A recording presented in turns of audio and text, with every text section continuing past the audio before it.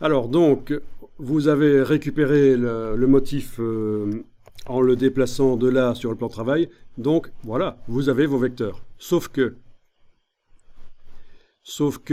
certaines choses n'existent plus. Vous aviez un cercle qui allait creuser la Lune, là.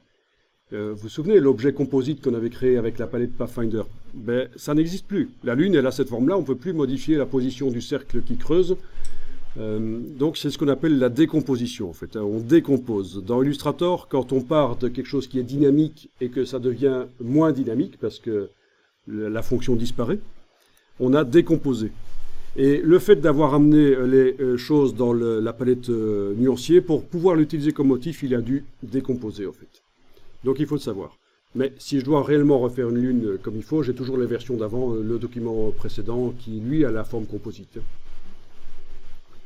Voilà, ce sont des choses qui arrivent. La décomposition de certaines choses qui ne sont plus modifiables une fois que ça a été mis dans la palette nuancier. C'est pas très grave ici, puisque la lune a un look qui me convient. Donc je vais supprimer les éléments ici. C'était juste pour vous montrer cette chose-là, la possibilité de récupérer les vecteurs quand on veut en déplaçant de la palette nuancier, mais aussi le fait qu'on perd des choses modifiables qui ne sont plus après. Alors, ce que vous allez faire maintenant, c'est double-cliquer sur le motif dans la palette nuancier. Et en faisant ça, le motif passe en mode isolation. Et vous avez une palette de création de motifs qui apparaît. Donc deux choses, quand on double-clique sur le motif de la palette nuancier, depuis la version CS6 de Illustrator, c'est comme ça.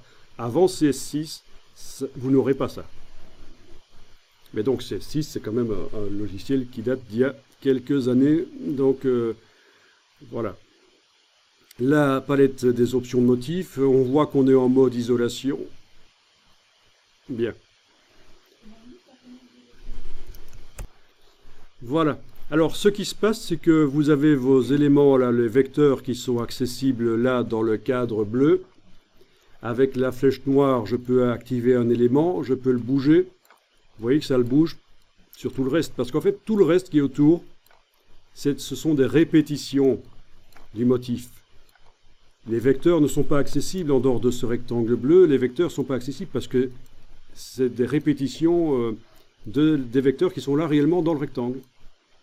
Le nombre de répétitions, vous pouvez choisir. Illustrator vous en a fait 25. 5 en hauteur, 5 en largeur. Mais on peut aller à plus loin ou à moins. 3 x 3. Voire même aucune répétition. Mais ça, je ne vous conseille pas parce que vous n'allez pas voir comment votre motif se répète.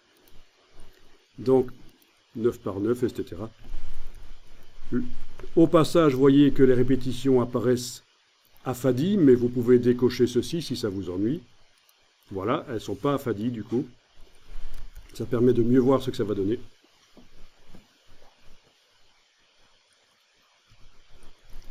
Bien. Alors tout de suite, on va sortir du mode isolation avant de parler de la suite. Alors tout de suite, regardez ça.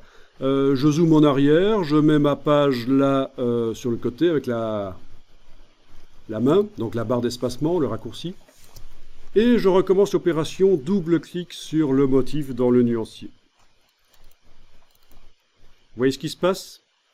D'office, quand on passe en édition de motif, modification du motif en double-cliquant sur lui, le rectangle bleu se met au centre de la fenêtre, en fait.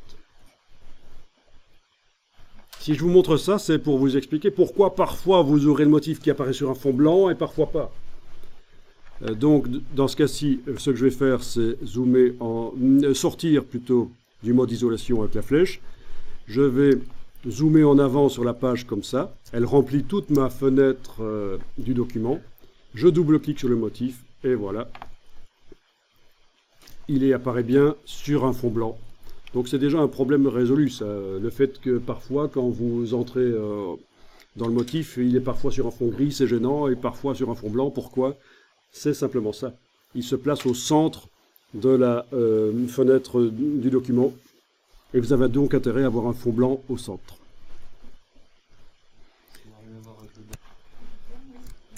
La page qui apparaît là, vous vous en occupez pas du tout. Ce n'est le motif n'a pas de position par rapport à la page. Il aura une position dans un objet quand on va l'utiliser après, mais là, il n'a pas de position par rapport à la page. La page, elle apparaît là derrière, mais on s'en occupe pas. Ça n'a aucun sens d'essayer de placer le motif par rapport à la page. C'est comme un éditeur de